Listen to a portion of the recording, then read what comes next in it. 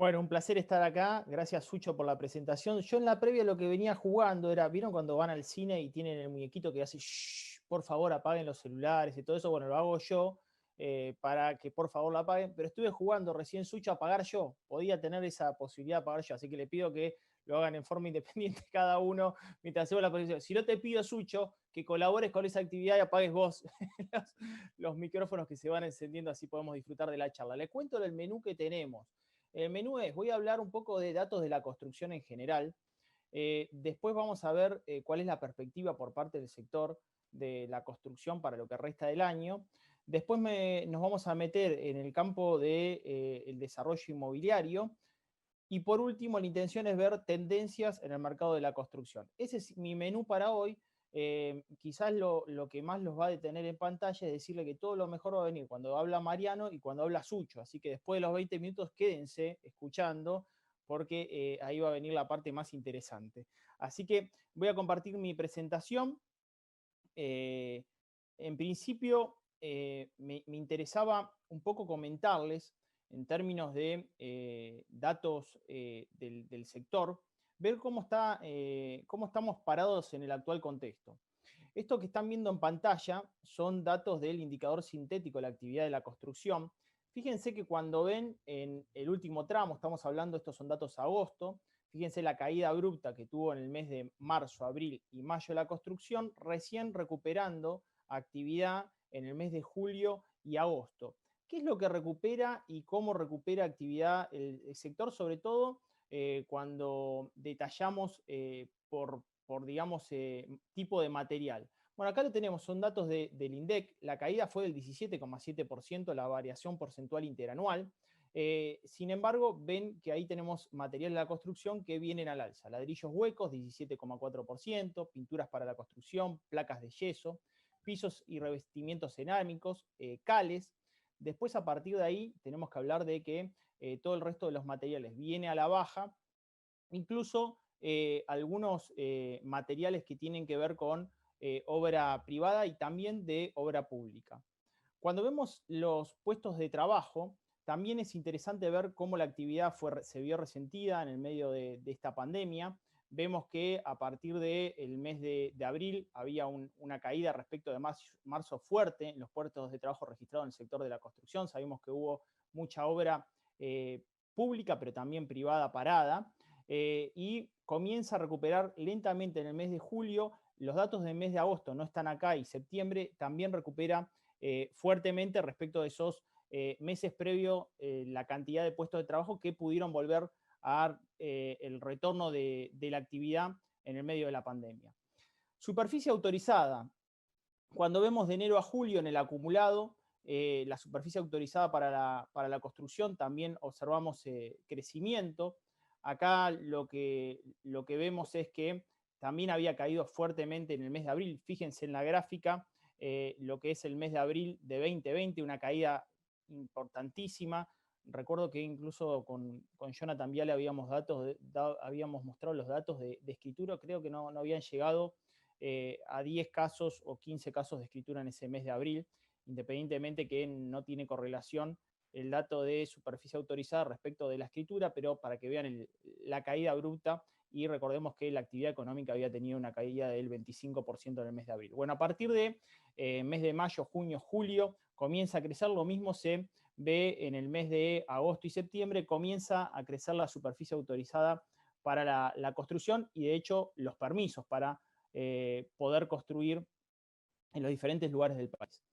¿Qué pasó en la ciudad de Buenos Aires? Me interesaba tomar este dato.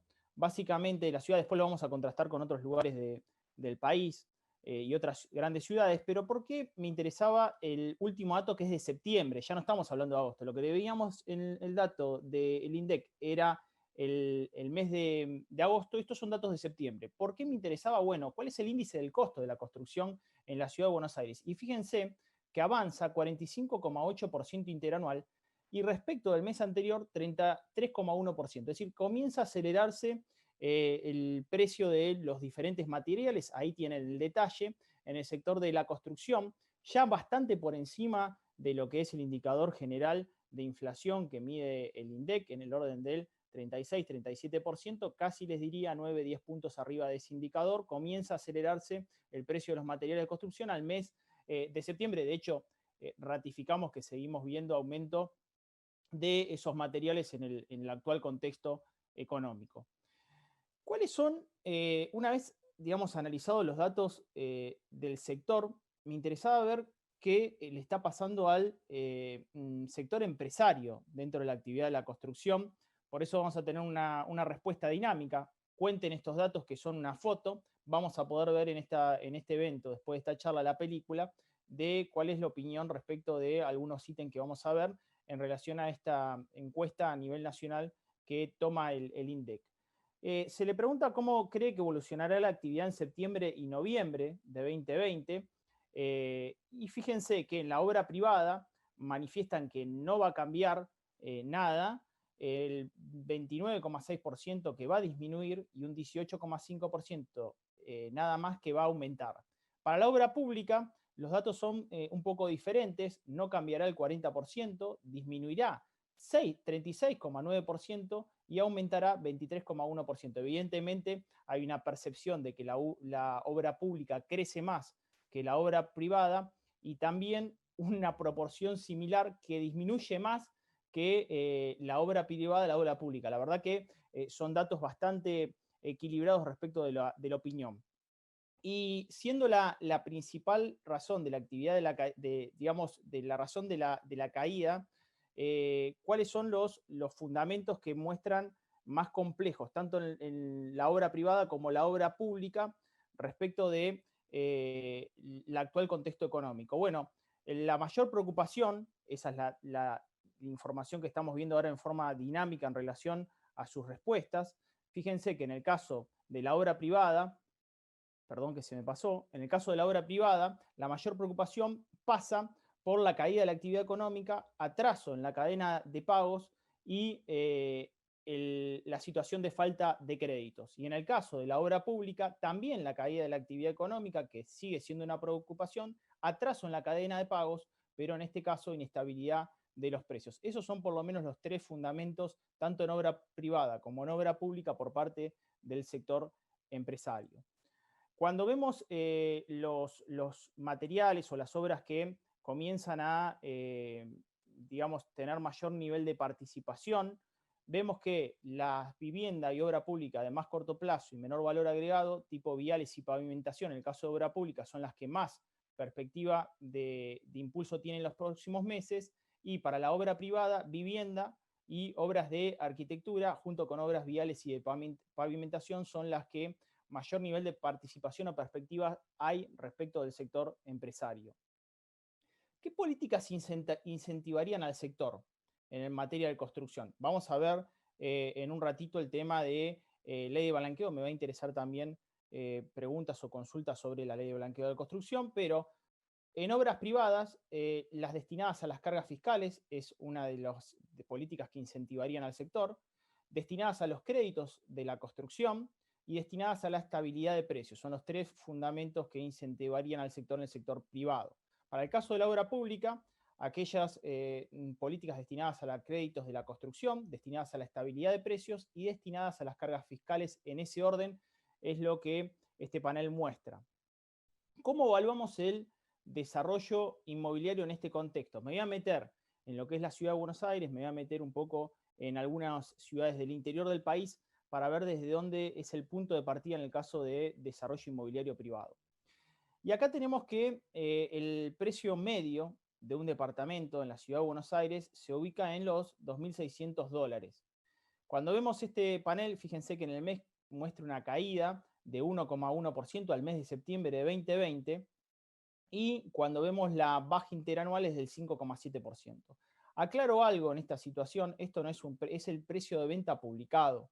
Cuando uno va a concretar una operación real, hoy lo que se está viendo es que la disminución es del 25 y hasta el 30% en la propia ciudad de Buenos Aires del valor medido en dólares. Estos son precios publicados y obviamente estos datos incluso son de septiembre, a un nivel de cotización del dólar paralelo mucho más bajo al que estamos viendo en el actual contexto. Cuando vemos el precio del metro cuadrado en la provincia de Buenos Aires también es del orden de los $2.259. También hay una variación mensual del orden del 1%.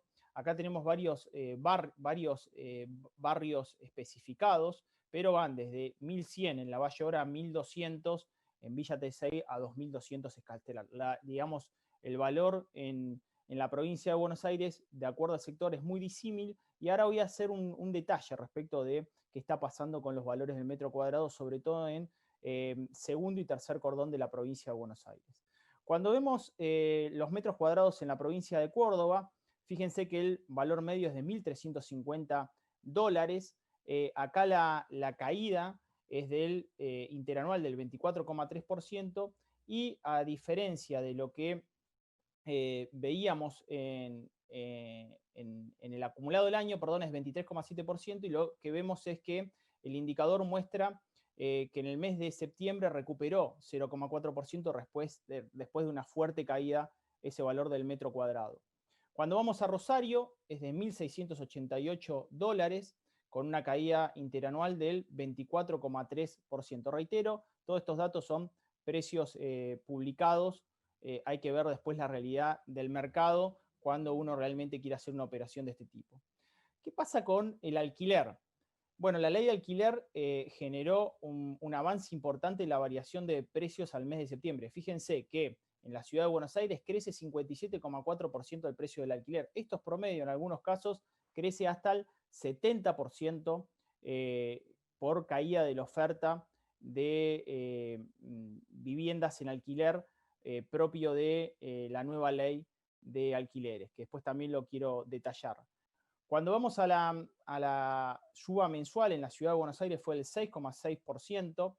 Perdón, la rentabilidad del alquiler en la ciudad de Buenos Aires, fíjense que es una rentabilidad muy baja del 2,4%.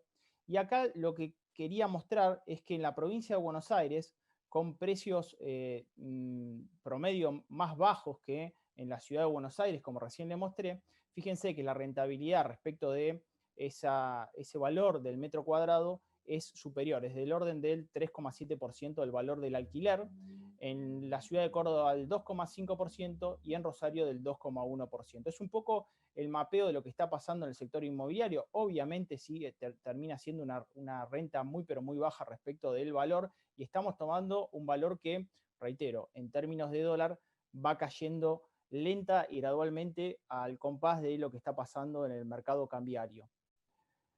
Esto es un informe del Instituto Torcuato Di Tella sobre el índice de confianza del consumidor y cuál es la predisposición de compra de casas o automóviles.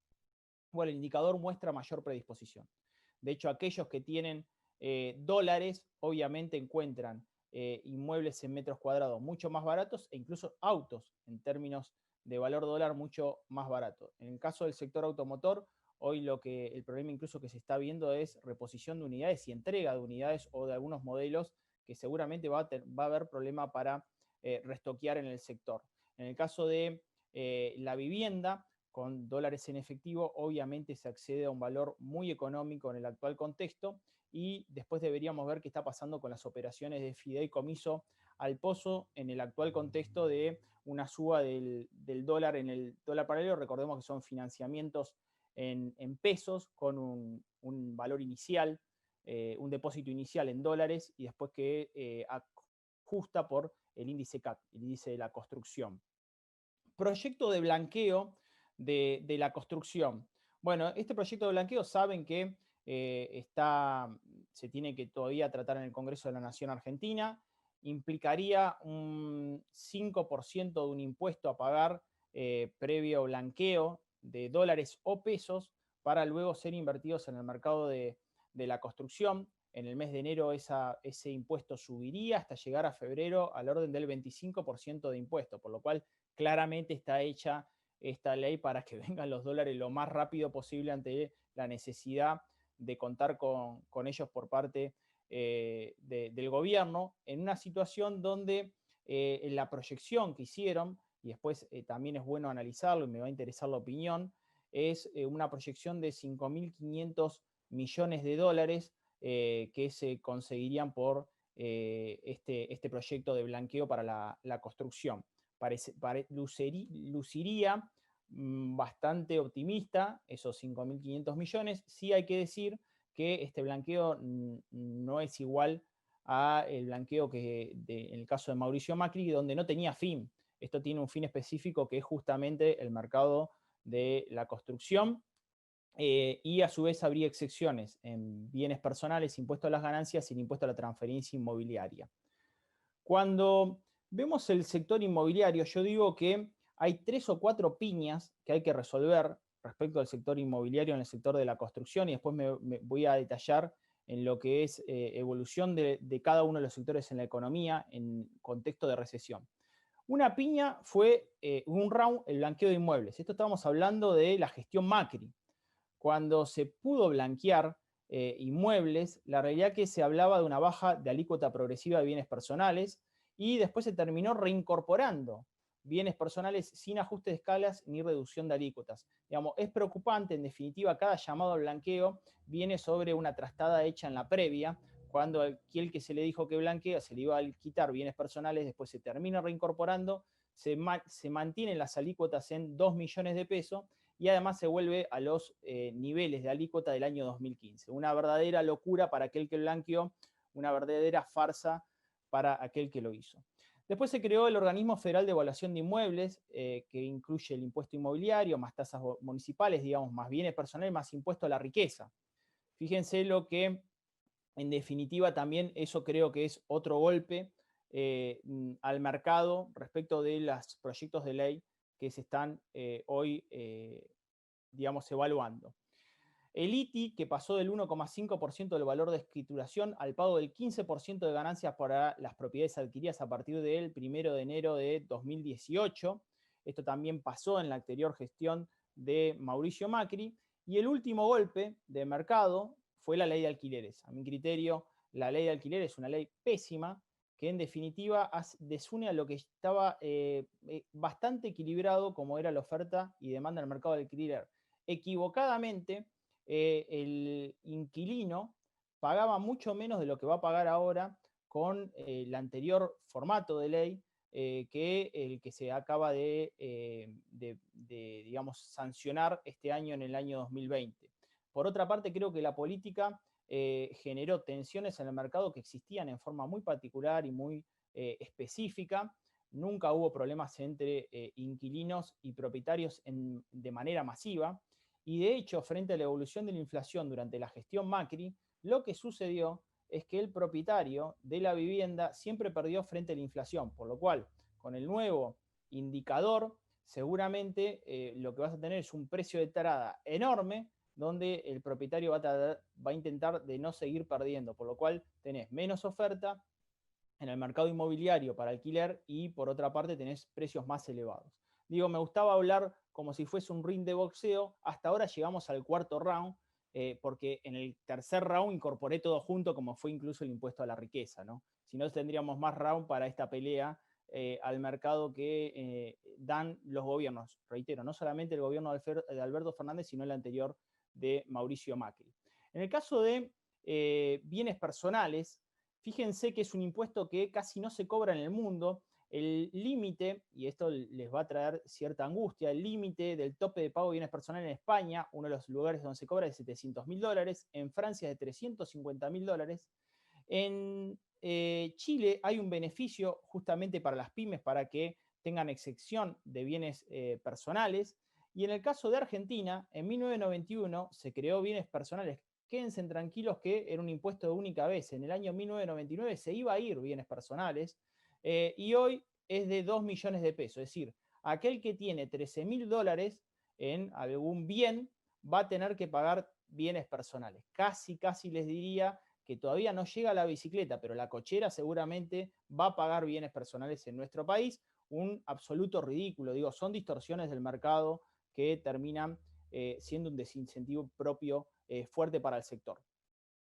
¿Cómo vemos el tema de los precios medios de los alquileres en América Latina? Ni que hablar Europa, que me parece que ya es otro mercado. Pero fíjense lo que es América Latina en términos de dólar, un precio de un ambiente y dónde hemos quedado respecto del valor. Desde Brasil, que va en los $307, en el caso de Chile, 443, Colombia 274, Paraguay 240, Ecuador $371, Bolivia $333, Argentina $100, teniendo en cuenta que hoy tenemos un salario mínimo vital y móvil en los $90. Obviamente no se puede descontar el ingreso de los argentinos en dólares respecto de el precio de un alquiler en nuestro país. Es decir, como les mostré, es el 2% del valor de la propiedad. Reiteremos que en la provincia de Buenos Aires, sobre todo segundo cordón de la provincia de Buenos Aires, hay mejor renta hoy que en la ciudad de Buenos Aires. Tendencias dije que parte del menú, no digo el postre porque el postre dije que era Mariano, Bo y Claudito, Suchovicki. Tenemos algunas tendencias en el mercado inmobiliario que me gustaría mostrar. Esto forma parte de lo que venía el mercado inmobiliario traccionando, como es la vivienda compartida o el coworking. Obviamente hoy en contexto de pandemia esto tiende a reducirse, sin embargo, uno espera que esto no se va a ir. Yo creo que va a haber en post pandemia un recupero de estos espacios. Yo creo que en definitiva las coviviendas, sobre todo de chicos que vienen del interior del país, estudiantes, universitarios, etcétera, va creciendo no solamente en Argentina, sino en el mundo, y me parece que es una tendencia importante a marcar y en el desarrollo inmobiliario y que no hay que perder de vista. Creo que eso en definitiva va a tener un mercado futuro. En el caso de barrios privados y compra de terrenos, creo que veo fuerte oportunidad en ese segundo cordón de la provincia de Buenos Aires. Hay mucho desarrollo de condominios, hay mucho desarrollo de compra de terreno a un valor muy, muy bajo en dólares, y muchas personas tendientes a querer irse hacia esos lugares producto de la vida que haya generado la pandemia en las grandes ciudades. Veo una oportunidad importante para desarrollos inmobiliarios en esos lugares. Ahí puse co-warehouse, que es depósitos de almacenamiento, y eso lo vinculo a lo que es el crecimiento del comercio electrónico. Creo que los depósitos y almacenamiento, e incluso para el sector industrial, van a tener un desarrollo importante en los próximos años. Ahí hay un mercado a desarrollar, tanto lo que es parques industriales como depósitos también en el segundo y tercer cordón de la provincia de Buenos Aires o en el interior del país, como envío de, digamos, puntos de logística de abastecimiento y logística intermedio para cada una de las empresas del país. Y otra que siempre se la robo a mi amigo Armando Pepe, y es una tendencia importante, no la puedo dejar de omitir, que es el Colchón Bank. El Colchón Bank es todo lo que los argentinos tenemos en el sistema no exteriorizado, no blanqueado. Algunos lo estiman en 280.000 millones de dólares. Yo creo que incluso es más ese número. En algún momento me atreví a decir con un Producto Bruto Interno muy bajo en dólares, que teníamos un PBI fuera de Argentina o fuera del sistema, tanto en colchón, cajas de seguridad o afuera. Y creo que en definitiva hay que generar los incentivos suficientes para que la plata salga del colchón, venga a producir. El mercado de la construcción es un mercado siempre muy interesante para cada uno de los argentinos. Sabemos que uno de los indicadores fuertes es el que estuvimos mostrando hoy, como lo que es refugio en el ladrillo, además de tenerlo siempre en el colchón. En definitiva tiene un rendimiento en Argentina y se espera un crecimiento después del valor de ese metro cuadrado en el futuro. Este es un informe del IERAL donde muestra cuáles son los sectores con los motores de crecimiento de la economía luego de las recesiones argentinas en los últimos 40 años. Y vemos que industria y comercio se lleva más del 55%, y cuando vemos la participación del sector inmobiliario y la construcción es del 17%. Este es un promedio muy importante. O sea, en definitiva, cuando en algún momento esto pegue la vuelta, es un sector que tiene un dinamismo muy importante de la economía. Acá tratamos de analizar lo que pasa en la obra pública y privada, y yo creo que siempre estos sectores fueron motores de la economía. Y cuando vemos la demanda agregada, fíjense que el consumo en los últimos 40 años implicó el 75% de ese crecimiento y la inversión el 44%. Siempre cuando hablamos de demanda agregada, recordemos que es inversión más consumo público, es decir, compra de insumos y materias primas por parte del sector público, más consumo privado, que es empresas, demanda de empresas y hogares, menos las exportaciones, más las importaciones. Lo que viene cayendo, sí, hace 10 años en Argentina, desgraciadamente es la inversión privada y deberíamos generar las condiciones para que sea un motor fuerte de esa demanda luego de la recesión. Hasta ahora hay muchas dudas, inquietudes sobre que eso se produzca.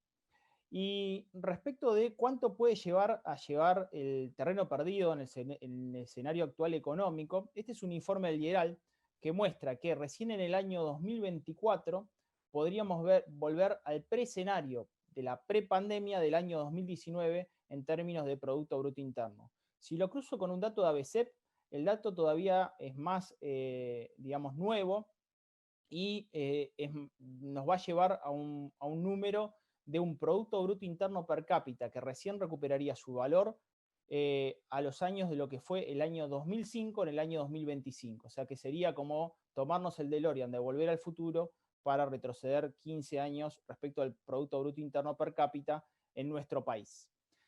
Dejo dos frases que me interesan para esta charla. Una es de Warren Buffett, lo conocerán, inversor y empresario americano. Dice, el negocio no se hace cuando se vende, sino cuando se compra. Si compras bien, aunque vendas mal, ganarás. Ese es el actual contexto, creo. Y otro es de Howard Marks, que es inversor y escritor americano, y dice que establecer una relación sana entre fundamentos, valor y precio-rendimiento es la parte central de inversiones exitosas. Espero que haya servido esta introducción y esperamos ahora las respuestas dinámicas y consultas de ustedes. Gracias. Gracias, Damián. Mientras que Mariano se prepara y ustedes también nos pueden acercar sus preguntas por chat, déjame repreguntarte algo sobre tu presentación. Ya que terminaste con una frase de Warren Buffett, que es mi mundo, en el mundo financiero, te voy a hacer jugar con respecto a eso. En el mundo financiero tenemos una frase que nunca falla, que es la verdadera operación ganadora se hace cuando duele, en ese contexto que duele. Hoy Argentina tiene un contexto obviamente que duele. Viendo todos los gráficos, lo barato que está, las comparaciones con otros países y demás. ¿Argentina está en el punto mínimo? ¿Vale la pena ahora que duele o todavía no vimos lo peor en el sector? Yo creo que hay oportunidades, Sucho. Yo creo que las estoy viendo, las oportunidades son selectivas, porque uno cuando está en el actual escenario, separa tanto la oferta como la demanda. O sea, en definitiva, genera un efecto congelamiento, detenimiento, un movimiento tan turbulento del mercado cambiario. Pero creo que hay oportunidades fuertes, sobre todo reitero, en lo que es la compra de terrenos, en la compra de propiedades, entrar en propiedades para aquellos que tienen dólares. Yo creo que terminás entrando muy económico. El otro día veía un desarrollo inmobiliario que un precio que en prepandemia estaba al orden de los $85.000, hoy está al $60.000. Es un precio muy, pero muy bajo. Y creo que en ese mercado hay oportunidades importantes. Uno podría decir, bueno, y si esto en definitiva el peso se termina devaluando más y hay un movimiento canario, estoy hablando para aquellos que tienen dólares, tanto para el mercado de la construcción como para otro mercado, pero me parece para aquellos que tienen dólares está siendo una gran oportunidad. De hecho, no escapa la situación a aquellos que tienen dólares de estar pensando incluso en los desarrollos de fideicomiso al pozo, ¿no? Que en definitiva es obra futuro, también a un valor más barato en el presente y que siempre termina recuperando valor. Y con ganas de incidir en la encuesta final, que después la vamos a pasar después de escuchar a Mariano y su parte micro, ¿no? Cómo él ve las perspectivas desde el lado de la empresa. Termino la última para dejarte descansar, Damián, de esta parte. Viste, nosotros hicimos una encuesta a ver qué piensa la gente sobre sus principales preocupaciones y vos pasaste un montón de rounds. ¿Qué te preocupa hoy más? ¿Los precios, la aceleración de inflación de precios? ¿Conseguir la mercadería, que tengas un problema en el valor de reposición, en la reposición, desabastecimiento o algo parecido? Como corto plazo, me preocupa el tema del el potencial desabastecimiento. Y en el medianísimo, te diría, la evolución de precios. Me parece que el tema de reposición de stock, en definitiva, termina siendo un gran problema para el sector. no solamente para el sector de la construcción, para cualquier sector. Uno cuando habla con otros sectores, como puede llegar a ser el sector textil y calzado, hoy tienen parados ciertos movimientos de su escala de producción, básicamente porque no está consumiendo un insumo o una materia prima necesaria para terminar una prenda o terminar un par de calzado. En el caso de la construcción, como son obviamente, también tenés insumos que son dolarizados, hay cierta precaución y detenimiento, por lo cual hoy detener el proceso de un desarrollo me parece que es una preocupación importante, pero no podemos omitir que en el corto plazo, y lo mostré un poco en la presentación, va a haber una aceleración de precios importante, que es difícil que se traduzca inmediatamente, llevarlo a precio del valor, porque tenés que tener en cuenta qué mercado está disponible a comprarlo a ese valor. Pero creo que hoy hay una oportunidad importante para el comprador de meterse en el mercado de la construcción. Recordemos que cuando vos ves dónde podés meter esos pesos o esos dólares, tampoco tenemos muchas opciones, ¿no?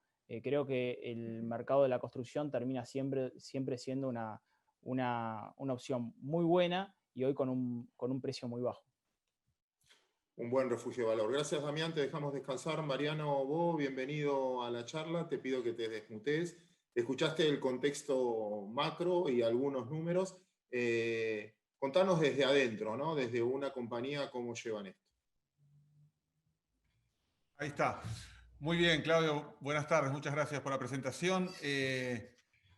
Me tomo un poco de lo que decían recién. Realmente es un contexto ideal para la construcción. Es decir, cuanto peor se pone la situación del país, más sólido se presenta el sector de la construcción como refugio de valor. Si uno mágicamente pudiera convertir todos sus pesos en construcción, creo que todos estaríamos deseosos de poder hacerlo. Nosotros tenemos una situación particular porque somos una corporación internacional, entonces tenemos que cumplir ciertas lógicas que devienen de esa situación, pero claramente estamos en una situación de niveles de producción más altos que la prepandemia. Eso deviene de dos situaciones. Una, de tener una plataforma operacional sólida que nos permite abastecer aún en términos de dificultades para producir. Y otra es porque tampoco tenemos ninguna intención de especular y abastecemos toda la demanda que se genera. Entonces, en ese sentido es que te digo que los volúmenes hoy están por encima de los de marzo de este año. Tenemos algunas tensiones, tenemos algunas dificultades con proveedores del exterior. Hemos tenido que cambiar nosotros algunas compras que hacíamos a nivel internacional por proveedores locales y ellos resuelven la cuestión esta de los insumos. Eso tiene un impacto en los costos que se traslada al precio final, pero aún así, en términos de costos, la situación hoy es muy, muy atractiva, sobre todo para el que tiene ahorrado dólar billete, es una situación muy, muy atractiva. Se podrá sostener en el tiempo. Yo entiendo que un tiempo más se va a sostener y después ya, bueno, ya es futurología, no lo sabemos, pero hoy sí, claramente, todo el que pueda hacer ese traspaso a transformarlo en metros cuadrados, creo que es una situación muy, muy atractiva. La verdad es que nosotros tenemos aproximadamente un 40% del costo con impacto dólar billete. La situación que reflejan nuestros precios ahora es la del dólar oficial, y eso se va a sostener así en tanto y en cuanto el gobierno pueda mantener esta situación que, bueno, tiene aristas complejas y que irá evolucionando consecuentemente, pero me parece que es una situación muy buena para el sector de la construcción, que aún así no llega a tener consumos por encima de lo que son los promedios en Latinoamérica, inclusive muy, muy por abajo. Nosotros este boom que estamos viviendo hoy no nos lleva a un consumo per cápita, por ejemplo, de cemento de más de 250 kilos. Es un valor bajo en términos internacionales, incluso en Latinoamérica. Placa de yeso, por ejemplo, que se dinamizó mucho la construcción en seco, la construcción liviana durante la pandemia, se dinamizó mucho, sinceramente. Es un sistema que claramente va a ganar espacio en la oferta global. Todavía estamos por debajo de 1 metro cuadrado per cápita. Chile tiene 3,5, Brasil está muy por encima de eso. Es decir, lo que estamos viviendo como un boom es en realidad una situación de recuperar en parte una caída muy pronunciada de los últimos años. La industria está preparada para responder a esta demanda en tanto y en cuanto se garantice la llegada de los insumos que son importados, ¿no? Y eso sí, hay una cierta tensión, pero hasta ahora se han sabido superar las dificultades. Así que bueno, ese es un poquito el estado de situación que tenemos en este momento. Gracias, Mariano. Pero ahí déjame tomar un café y Gabriel, déjame meterte también en este café como representante de la familia. Charla de amigos y me gustaría representar a mucha gente de preguntas que llegaron también. Obviamente, por lo que yo escuché, y si tengo que sacar factor común, es una linda oportunidad desde el punto de vista del precio. Pero el precio a un tipo de cambio oficial, que no sabemos si se va a sostener en el tiempo, y en la medida que más demandemos, más restricciones va a haber para importación. Entonces, desde el punto de vista de qué es refugio de valor porque es barato, ¿qué riesgos corro? ¿Cómo me puedo cubrir? ¿O qué mecanismos tengo para cubrirme? En el sentido de que, está bien, yo me largo a comprar, pero después lo voy a conseguir, la mercadería que quiero comprar para después construir, o en el medio me voy a quedar con algo que después voy a terminar pagando más de lo que calculé por esa parte de desabastecimiento. No sé si quedó claro en mi confusión, no sé, Gabriel Bosco, también si querés agregar cómo la ves desde la empresa, pero esta inducción a decir, todos estamos de acuerdo en el escenario, es el momento de hacerlo.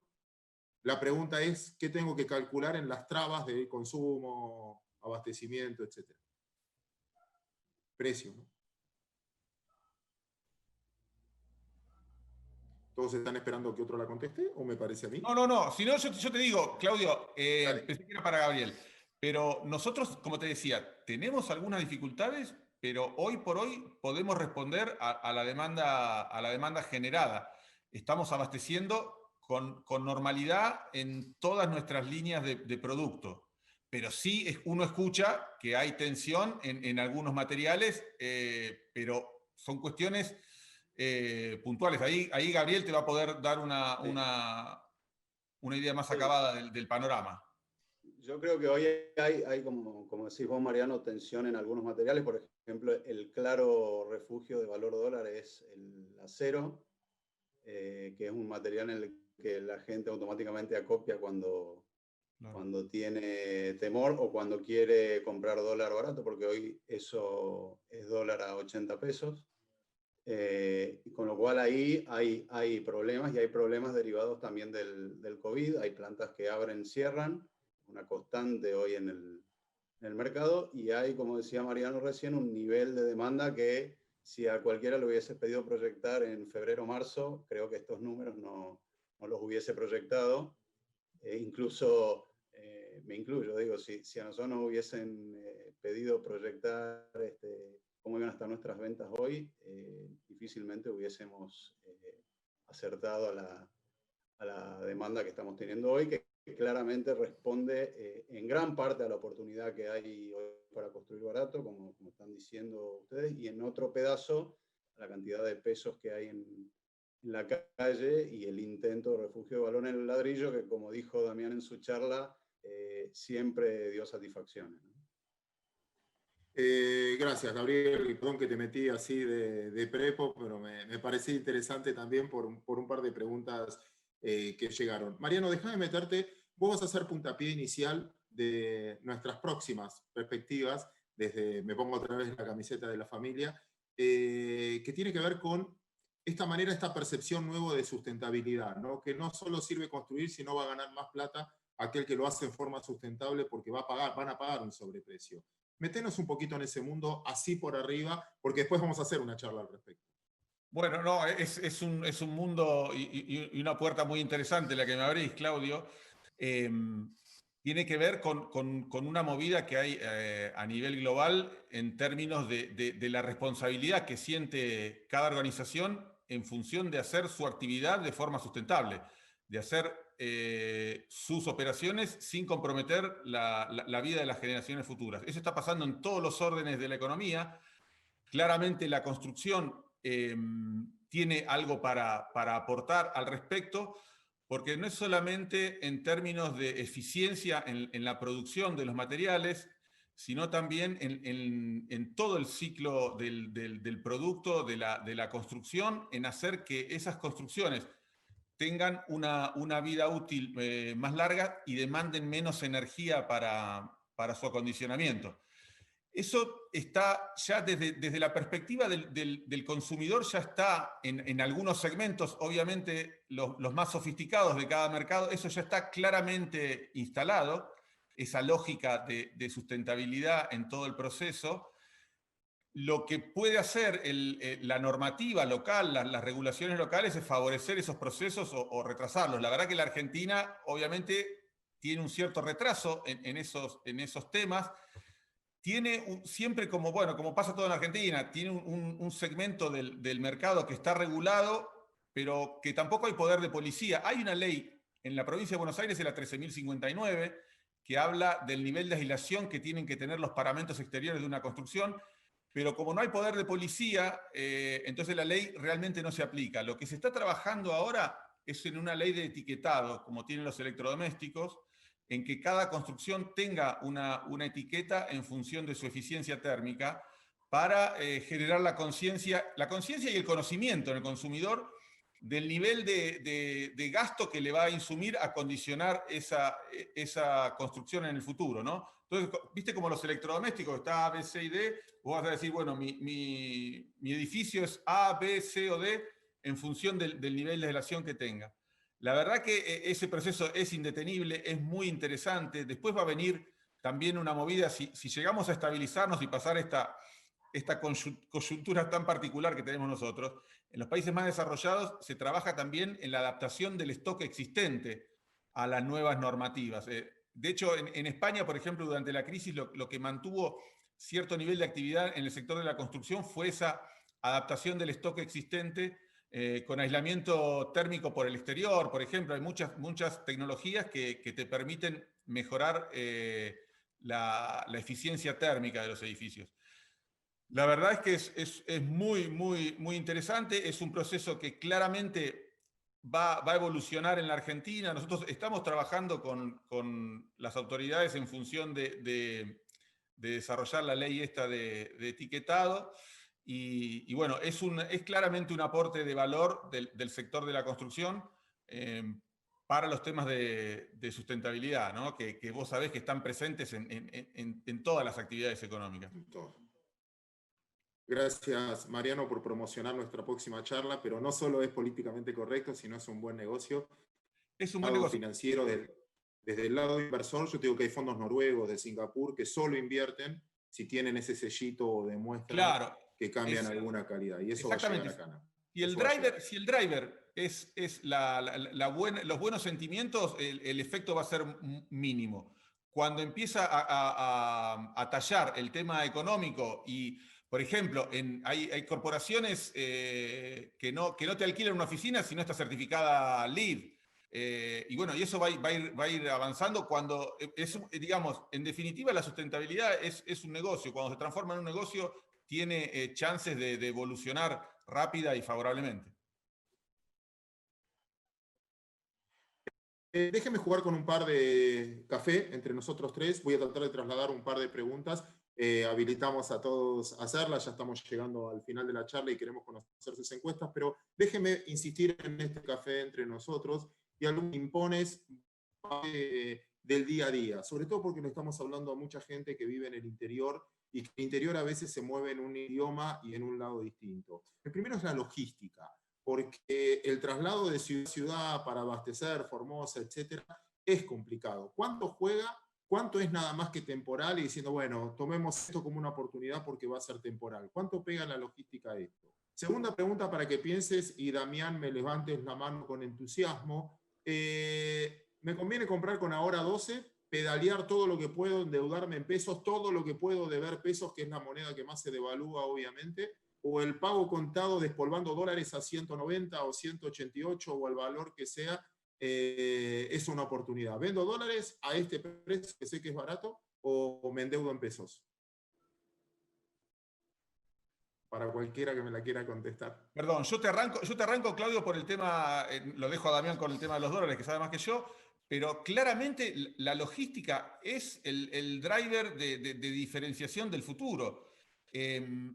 Para mí, dentro de un mundo líquido, van a quedar solamente dos cuestiones con mayor grado de solidez, que uno es la propuesta de valor percibida de cada marca, independientemente si es productor, distribuidor, lo que sea, es la propuesta de valor percibida de cada marca y el nivel de eficiencia operacional que deviene de la logística. Son las dos cosas para mí más sólidas dentro de un mundo que es líquido, donde las fronteras se borran, donde las rutas al mercado se hibridizan y donde el nivel de competencia aumenta consecuentemente. Para mí la logística claramente es un elemento de diferenciación competitiva muy, muy sólido. Damián, ¿estás? Porque te veo ahí, no sé si quedaste. ¿Ahí estás? Ahí estoy. Voy a responder, voy a responder las dos, ¿eh? ¿Puede ser? Dale. Me acuerdo algo que quedó en el pasado. Siempre tiene Argentina mucho de pasado, pero un pasado presente histórico reciente, del Plan Belgrano. ¿Recuerdan el Plan Belgrano?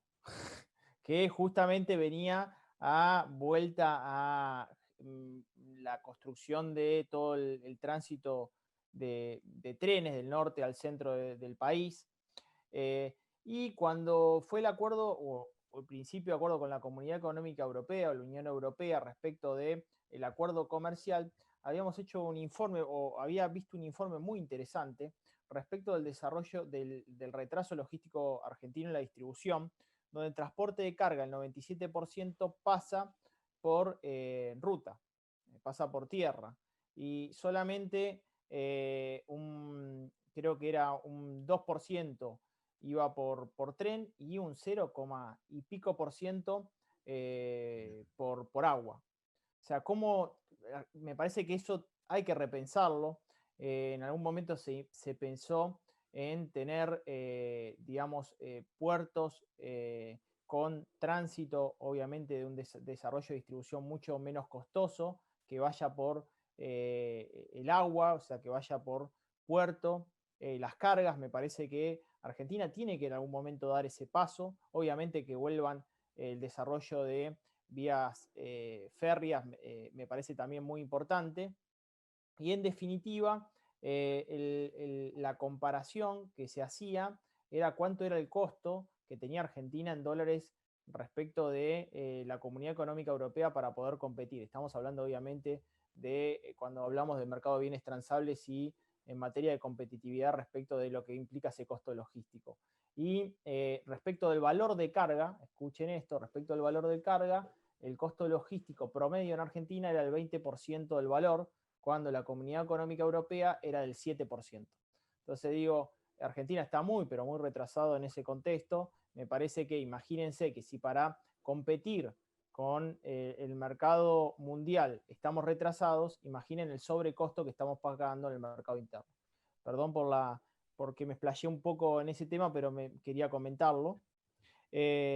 Igual, Damián, como factor común a tu respuesta, seamos objetivos de que esto no va a mejorar el próximo año, porque plata para obra pública en este contexto mucha no va a haber. Con lo cual nos vamos a quedar en ese contexto. Pero te escuchamos sí, en la segunda interesante. Absolutamente, Sucho, creo que no va a mejorar y habla por eso de una Argentina cortoplacista, de algo tan importante. Creo que es fundamental ese paso. Y la segunda consulta respecto de lo que son los planes ahora. Los planes ahora están en este contexto una tasa recontra subsidiada, de hecho bajaron tasa y saben que están en la hora 12 y la hora 18, incluso hay materiales para la construcción, para la compra. Y creo que es una recontra oportunidad. Doy datos, no sé si hoy leyeron los datos de Prisma, respecto de lo que es consumo con tarjeta de crédito. Crece el consumo en ahora 3 y ahora 6, básicamente solamente por la apertura de comercios físicos, básicamente porque se mide postnet. Pero yo creo que la aceleración de lo que es ahora 12 y ahora 18 en el último trimestre del año, son datos del tercer trimestre del año, donde crece en el plan ahora 3 y ahora 6, va a ser muy, pero muy importante. Y sobre todo en material de construcción. Vas a encontrar un material de la construcción todavía un precio bajo y con una tasa y hasta incluso un costo financiero total que me animo a decir va a estar un 50% por debajo de la inflación del año que viene. Inflación que si uno tendría que tomar como parámetro el presupuesto de 2021 es del 29% y el mercado no la ve por debajo del 40-45%, por lo cual tenés un subsidio ahí de tasa impresionante para meterse, incluso para comprar materiales de la construcción. Creo que es una oportunidad única si tenés que hacer alguna reparación en tu casa, algún arreglo en algún sector, hacelo ahora y hacelo en estos 3 meses porque por lo menos es hasta diciembre esta oportunidad de los 3 meses de gracia. La hora 12 se convierte en una hora 15, te diría, y la hora 18 se convierte en una hora 21, donde lo terminás pagando en el año 2022. Perfecto, comparto la respuesta, agrego sobre una sola cosita, perdón que me tome el tiempo de agregarlo, la estoy leyendo ahora aquí. Dos puntos. El primero, lo que decía Damián recién, con el tema de que seguro la tasa de interés, porque es política de Estado, tener una tasa de interés real negativa, siempre por debajo de la inflación. Es por lo que el fondo se fue sin un acuerdo a largo plazo, simplemente porque no estaba de acuerdo en eso. Pero Argentina siempre va a convenir, en este caso, endeudarnos en pesos. Pero hay que tener en cuenta una sola cosa, que acá lo están preguntando sobre la brecha cambiaria, dólar MEP y contado con liquidación. Los argentinos en la mano tienen mucho más dólares que el Banco Central. Había 47.000 millones de dólares hace un año, en plazos fijos hoy hay 17.000. En blanco hay 30.000 millones en ese dólar colchón que mostraba la imagen Damián recién. Y dólar ahorro, lo que fueron comprando los argentinos en dólar ahorro, mes por mes, desde hace un año, 4.000 palos en agosto, septiembre, octubre, noviembre, diciembre, si sumo todo eso, son otros 30.000 en blanco en personas físicas. Hay dólares. Lo que no es la confianza para invertirlo, pero ustedes saben, cuando uno se lanzan todos. El tema es no tratar de buscar ese mínimo. Vamos a ir al resultado de la encuesta, pero antes, déjame, Mariano, ¿hay algo que quieras agregar que escuchaste y quieras como un cierre, un minuto, así algo que la gente tenga que saber y todavía no dijiste? No, voy a seguir haciendo publicidad para las próximas reuniones, Claudio, porque a mí me apasiona el tema. Creo que otra vez, yo soy un apasionado de la construcción.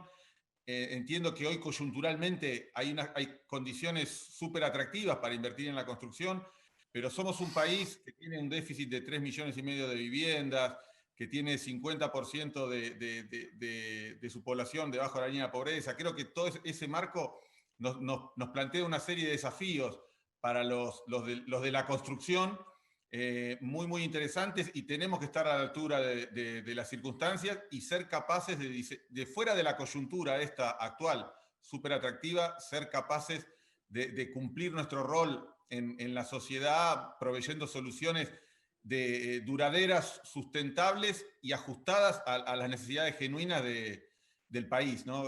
La verdad es que yo soy un optimista, entiendo que vamos a superar esta coyuntura de alguna manera, con más dolor o menos dolor, y es un llamado a prepararnos para el futuro, porque tenemos un rol muy importante que cumplir. Ese es mi mensaje. Muchas gracias. Gracias a vos, Mariano, qué buen final, pero igual me hubiese encantado. Quizás lo grabamos y lo pegamos al final cuando lo veamos. Damián seguro también me va a ayudar a cerrar un poco mejor antes de pasar la palabra a Gabriel y ver la encuesta. Damián, última pregunta que también es de la gente. Índice CAC, muy ligado a nosotros, obviamente, a nuestro sector. ¿Lo ves por encima de la evolución del dólar? ¿Lo ves por encima de la evolución de la inflación real? ¿La ves por encima de la tasa de interés o también va a estar semi-regulada?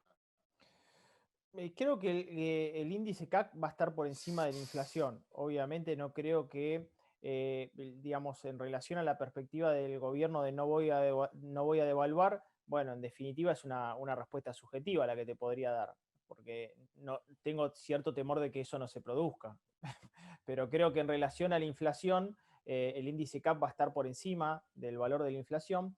De hecho, cuando a mí me recomiendan, por ejemplo, en materia de digamos, me consultan en materia de locales comerciales, depósitos, etcétera, cómo ajustan, si por inflación del IPC Nación o índice CAC, yo sugiero el índice CAC. Creo que los precios en el sector de la construcción venían muy retrasados y ahora van a empezar a recuperar,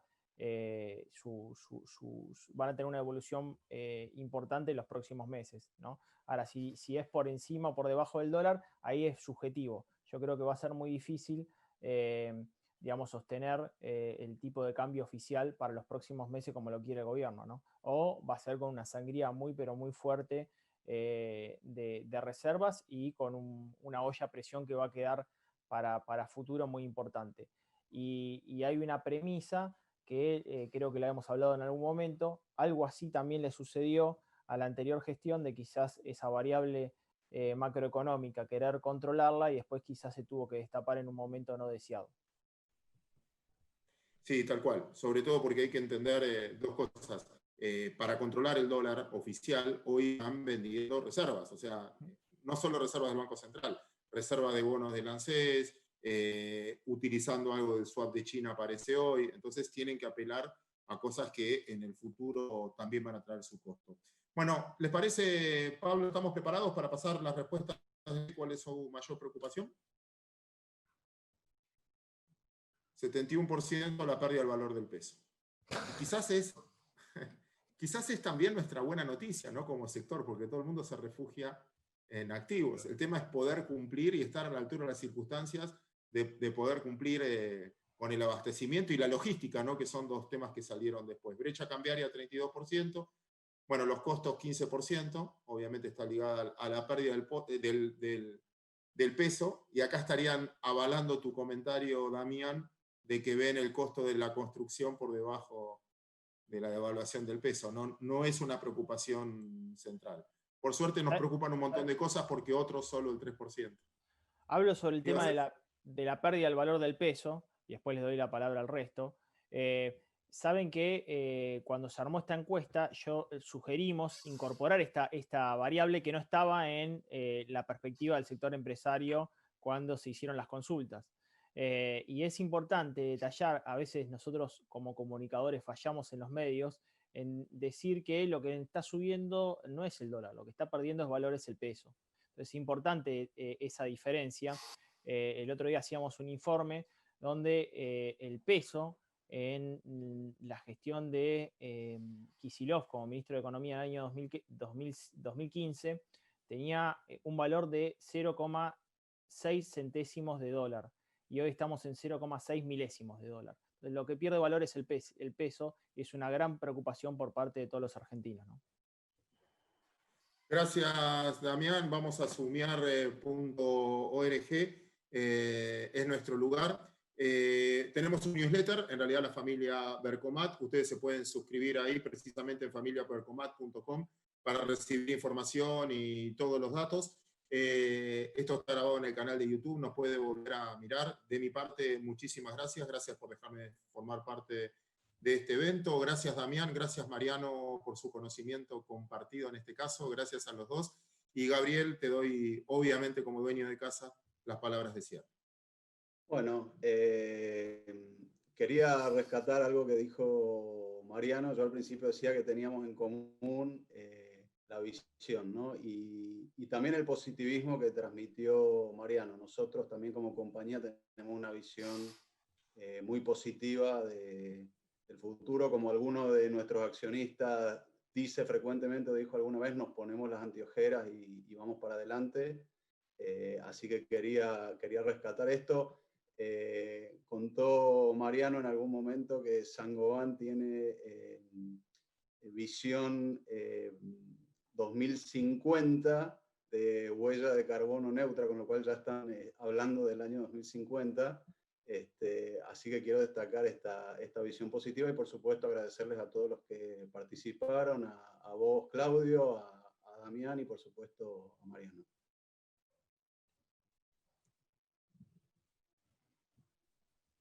Bueno, amigos, ahora sí.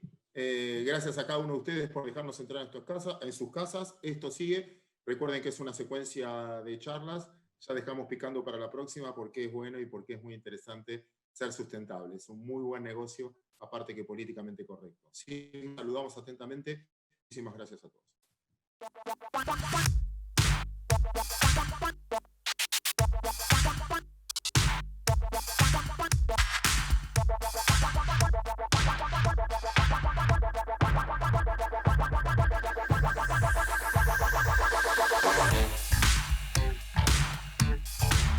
Thank you.